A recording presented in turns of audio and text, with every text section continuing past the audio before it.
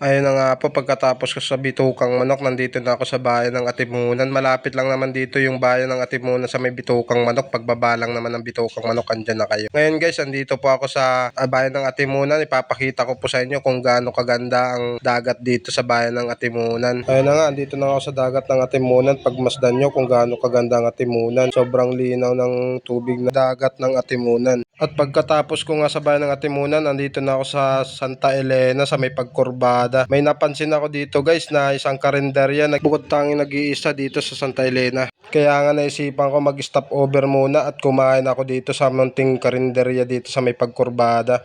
Yun na nga guys, nabasa ko nga po pala dito, Top Silogan, 24 hours lugaw. Yun, so kumain nga po ako guys dito. At tamang pahinga na rin po ako, tamang chill-chill lang kasi ang pagod po sa biyahe. Hindi nyo na nga po, umakyat na nga po ako doon sa karinderya, nag-order na nga po ako niyan. At pagkatapos ko nga po mag-order niyan, naghubad na nga muna po ako ng Besko kasi sobrang init ng Besko. Ay nako, bakit ba ganito kasi kainit ang panahon ngayon, El Nino? Ay nako, Motobert, ang drama mo talaga, ang arte-arte mo pa. Yun na nga guys, kinuha ko nga po yung aking vape doon sa aking bag.